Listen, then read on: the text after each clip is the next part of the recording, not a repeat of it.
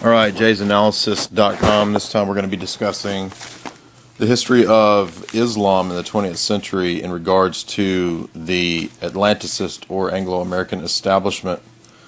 A lot of people are ignorant on this subject. They think that what the news reports in regards to Al-Qaeda and so forth is the be-all, end-all of what's going on in the world, particularly with the war on terror. But in order to understand the war on terror, we ought to have some insight into the history of radical Islam in the 20th century. So I'm going to be working with the subject matter in, well, ultimately several books, but more recently I'm reading Robert Dreyfuss's Devil's Game, How the United States Helped Unleash Fundamentalist Islam.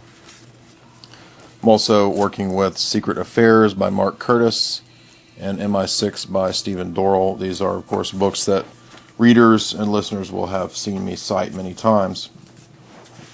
But they're very important because they give an insight into a different perspective from what we're used to with the neoconservative and mainstream liberal views presented on the networks and so forth. So, roughly speaking, we can jump back about 100 years, and we're at the time of the Great Game of the British Empire, mainly seeking containment as their policy for Russia and preventing Russia of ever attaining any status of imperial prowess on its own. Obviously, I'm going to be having to kind of skip around and avoid a lot of intricacies, so this is just kind of an overall look at the history of the Muslim Brotherhood. Readers might also find, or listeners might also find, the Collins Brothers' long essay, Destabilization and Its Discontents, another good article, another good source that deals with a lot of this same material. So while this is going to be critical of the policy of supporting, funding, and aiding radical Islam, that does not mean that the position I advocate is communism or socialism or any sort of mainline liberalism. So we're trying to get an objective picture of what's going on, not trying to advocate some sort of leftist program. However, these writers do tend to be somewhat of in a leftist perspective. So, Dreyfuss is a former, or I guess he's the Rolling Stone reporter on terrorism. He's written for The Nation, Mother Jones, etc. Curtis, of course, is a Royal Society fellow researcher. And Dorrell teaches at, I forget which university in England, but I had an interesting email correspondence with him about topics in his book. Anyway, so the Manichaean dialectics of the East versus the West that Brzezinski talks about, that Ian Fleming wrote about with James Bond, are mentioned by Dreyfuss as the dominant global manifestation of warfare in the 20th century, from especially during the Cold War, from say 1945 to 1991, and these power blocks needed to utilize whatever means were necessary to battle the other. So if Islam could be utilized as a global tool, a sort of totalitarian wrecking ball or control structure, it was just as useful as communism was for banking interests. So, with the same power structure at the top, just basically seeking to co-opt and utilize these different forces as a kind of technology to take down any existing or rival structures that were not part of the game plan. So, Dreyfuss speaks of the Arc of Islam, which is a strategy. He says it's the idea of a green belt along the Arc of Islam. The idea was not merely defensive, but also sought to take offense against the Soviet Union's Central Asian republics. Dreyfus speaks of Islamism, that is the engineered usage of the religion of Islam for geopolitical purposes by power blocks. So we're going to get to basically how we have the history of how we have Al Qaeda. Where does Al Qaeda come from? Where does Osama bin Laden come from? What ideological background and presupposition does the group known as Al Qaeda, or the base in Arabic, have? And we're going to go back about 100 years to the creation of the Muslim Brotherhood by some interesting characters by the name of Al-Afghani al-Banna, who is actually Persian and not Arab, but played the character of an Arab radical under the tutelage and support of different agents of London. So as we progress through this, the different revolutions and battles of the whole Middle East, particularly the different Islamic sects, are all going to play into this. So as for a general model, you can think of the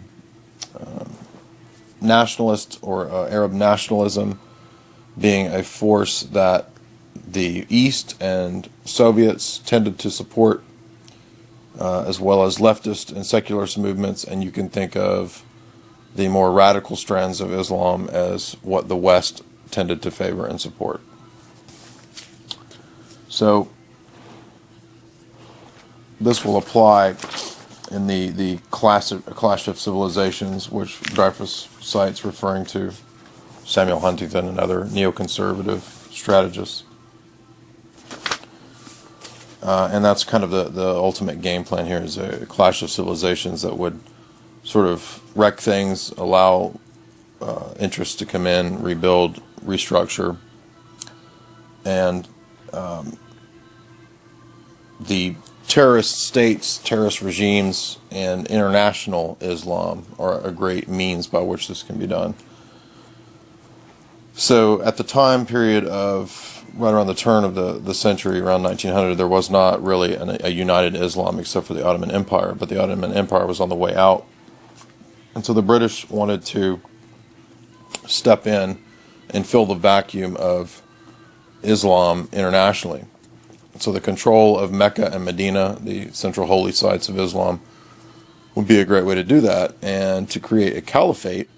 The caliphate is a kind of a political, religious mix of Islam, where both of those areas of society are brought together under a single leader and then sort of let loose. So if a caliphate could be created, that would fill the void of the Ottomans, and so the rise of the Sauds and the Saudis will play into that in terms of Mecca. So at the time of T.E. Lawrence of Arabia, another famous British spy, Gertrude Bell, were intimately involved in intrigues in the area to help establish this rising, this idea of this caliphate, to set up amongst all these warring tribes in the region, a single figure that perhaps could unite Islam. And they found that figure in Ibn Saud. And Ibn Saud worked with another master spy by the name of Harry Philby, Harry St. John Philby. And Harry St. John Philby would be the father of Kim Philby, the notorious Soviet defector, part of the Cambridge Five.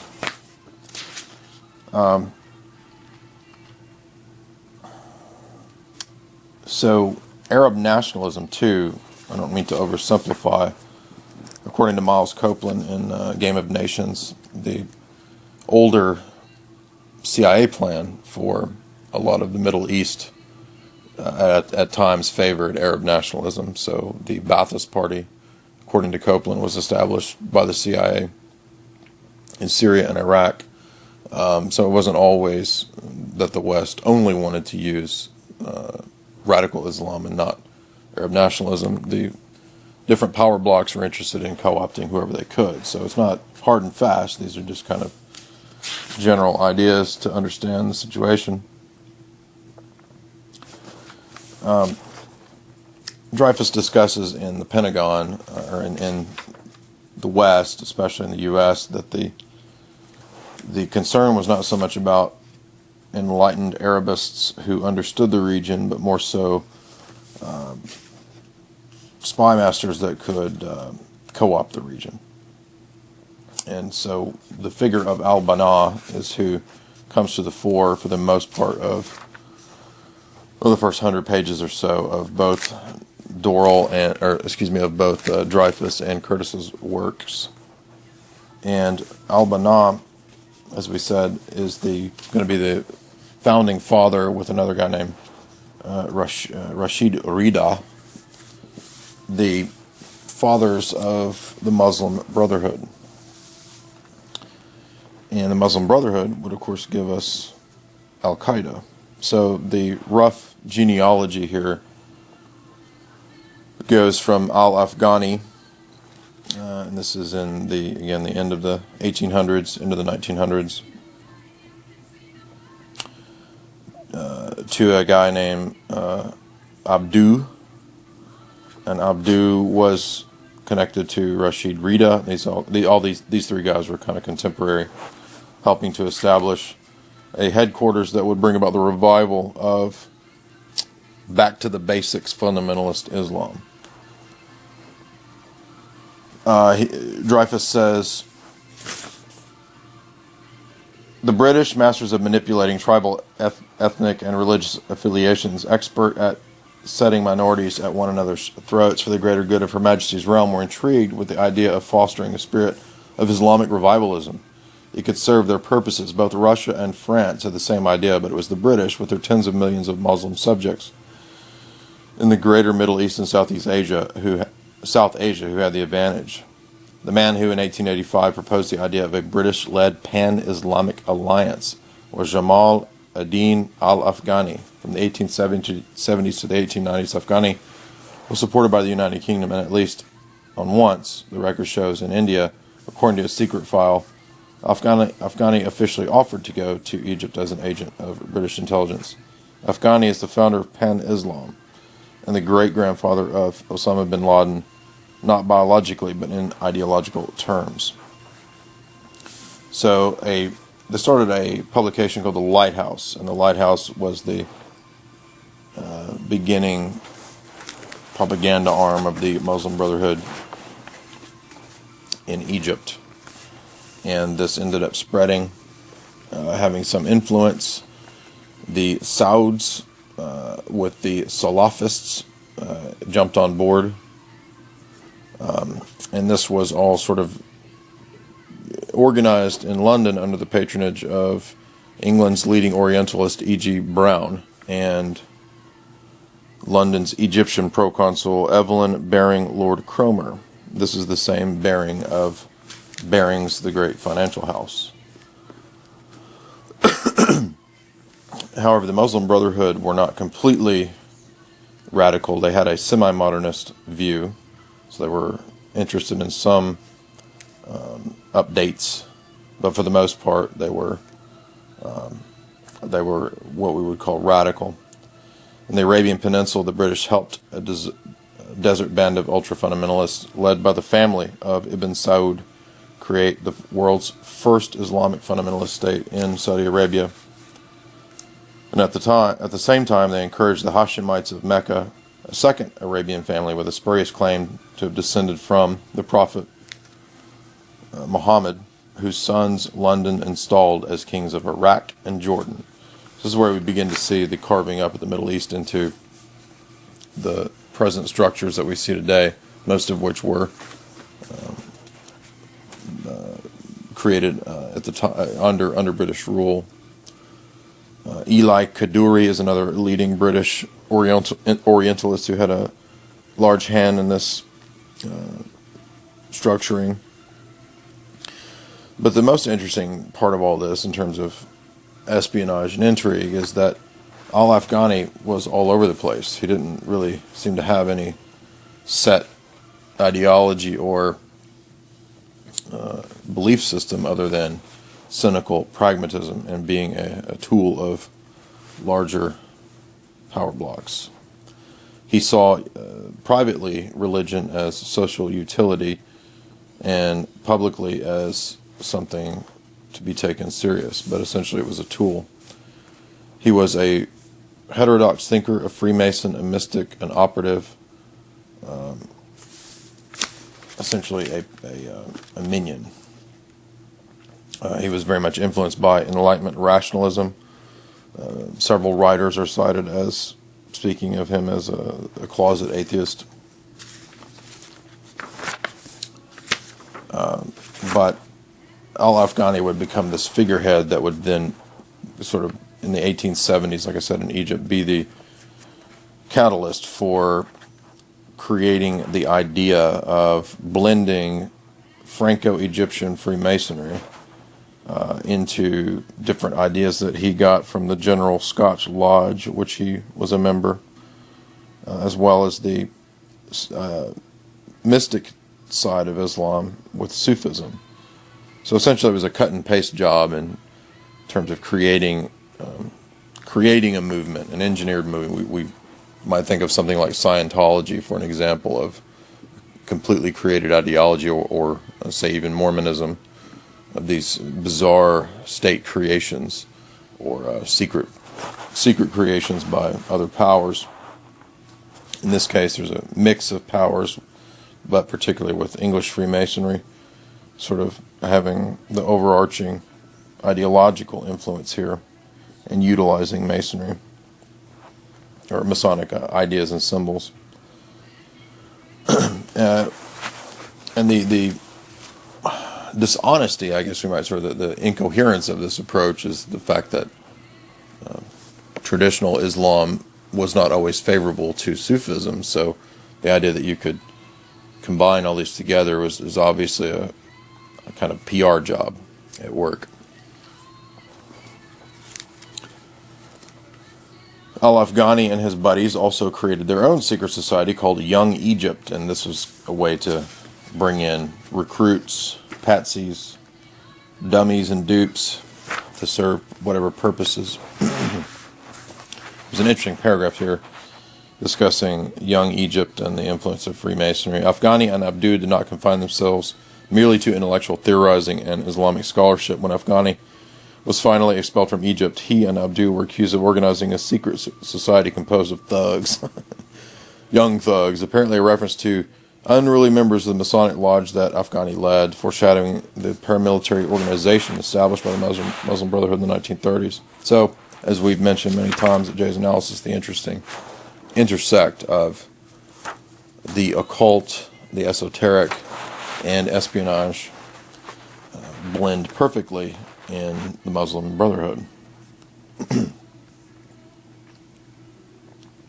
We find that T. Lawrence and his British intelligence cohorts at the Arab Bureau in Cairo during World War I, when London was posthumously took up Afghani and Abdu's proposal to mobilize Muslims for a new caliphate that could threaten Russia. So there we have the ultimate sort of strategic goal behind all this. Now obviously there was, as we get into the 20th century, oil and such would become a big part of the game. At this time, though, it is centrally the issue of containment of Russia.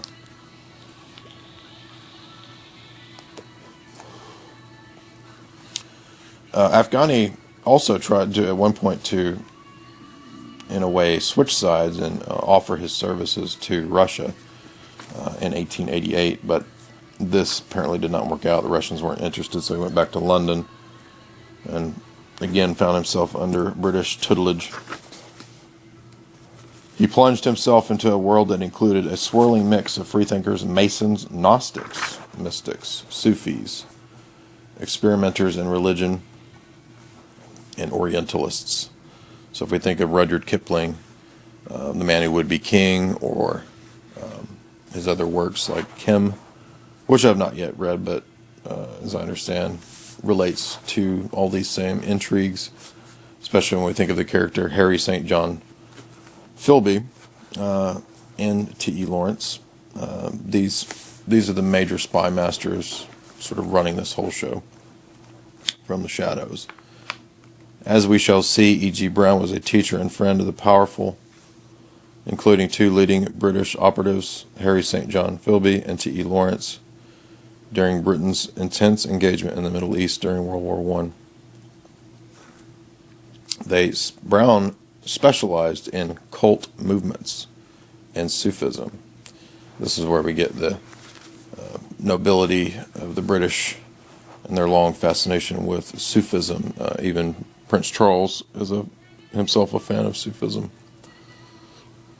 Another split off I was not aware of, and I do know quite a bit about cults and religions. The Baha'i come out of this cauldron, and I did not know this. The Baha'i now are, of course, sponsored by the UN. They're very much a New Agey flavored version of a lot of this, but I did not know it sprung from the same roots. Dreyfus says Browne's Persian teacher was Mirza Muhammad Baqir. Having wandered through half the world, wrote Browne, and learned half a dozen languages, and successively having been a Shiite, a dervish, which is a Sufi, a Christian, an atheist, a Jew, Baqir had finished by elaborating a religious system of his own, which he called Islamo-Christianity, or what we know today as Chrislam.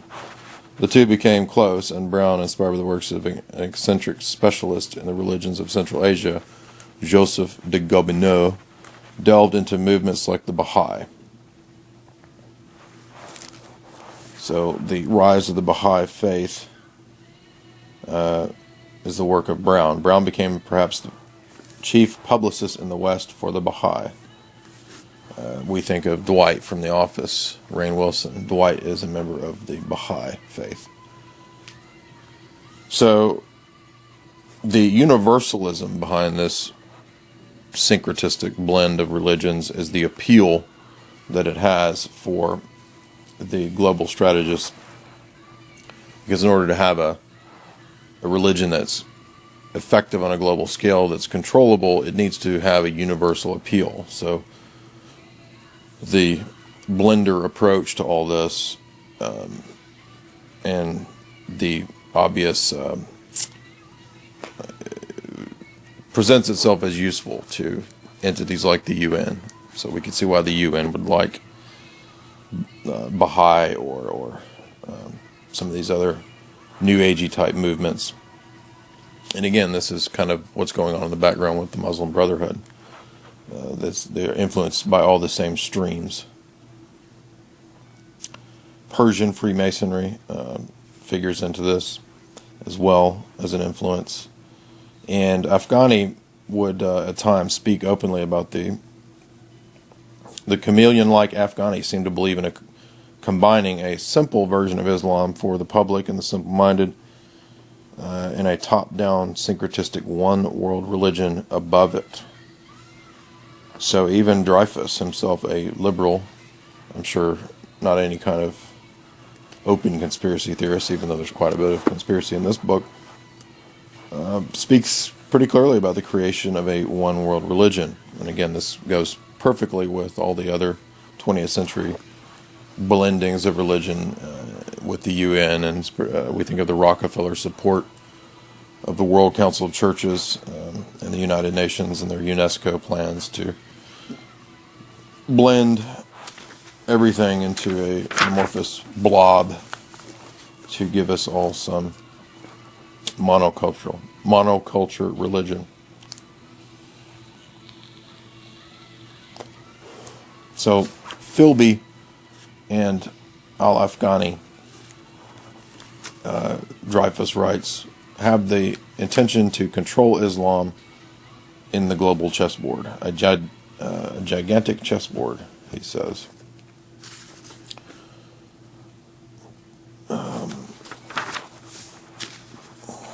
If listeners and readers think of past discussions that we've had from my buddy James Kelly, or if we think of the Orthodox writings about Islam, and particularly Augustinianism, we can think of absolute divine simplicity and the idea of that the Godhead, God, is ultimately sort of an impersonal divine essence. And that's our primary characteristic for how we think about God, is as an impersonal essence, whereas the Eastern view is very much that God is personal. The Orthodox, or the Muslim doctrine of Tawheed, the radical monotheism, ultimately ends up in a kind of Unitarianism. Even Dreyfus talks about this. And so this same idea of the radical transcendence of God at the expense of divine immanence is what results in this viewing of God as ultimately only an impersonal essence or force. And that's the chief flaw of Augustinianism and Thomism. Even though they do profess a personal God, the essentialism and the Greek impersonal philosophy that undergirds it sacrifices divine immanence on the altar of transcendence. So this radical unity of God, radical divorce of the divine from the natural world, of course, as I've said in many articles and discussions, is what gives us in the West the Enlightenment and the free thinking and the secularism in which we now live, which of course leads to nihilism and destruction. Thus, with Islam, we can see an example of this same trek or tendency in its Muslim Brotherhood manifestations, at least, but ultimately this is a pillar doctrine of Islam itself, the radical transcendence of God, with not much to say in terms of immanence. And thus, the ultimate, this radical divine simplicity is also what we find with perennialism, and the perennial tradition, traditionalism. My main criticism of it would be, though I obviously like many of its writers, my main criticism is that it would be what we end up with in Aldous Huxley's book, The Perennial Philosophy, a kind of Auguste Comte created, manufactured civil religion, which is ultimately worshiping an impersonal, unknowable force. So basically just atheism. And that's what we see with a lot of the leaders of this Muslim Brotherhood. They're secretly atheists. They don't really believe any of this stuff. But Al-Afghani, as well as Philby, played the role of Islamic convert. And they did this to gain favor with the Sauds, to set up the Sauds in Saudi Arabia as the British colony in the region, if you will. Now enter the Rothschilds. They played a role in this in terms of funding this cause. Churchill was involved in drawing up a lot of these borders with the creation of Iraq, Jordan.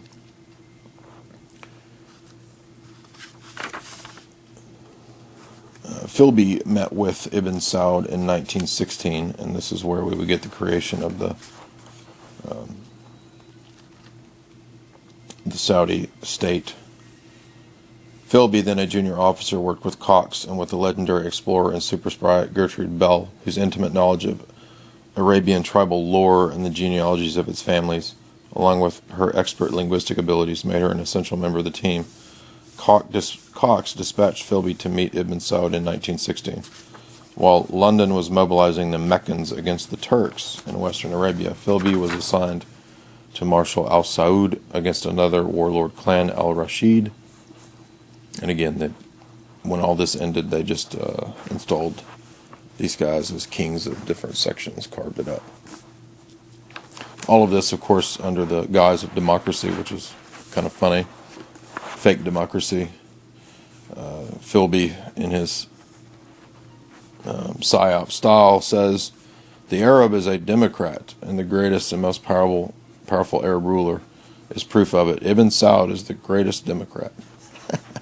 So the brutal Saudi kings don the title of democrat.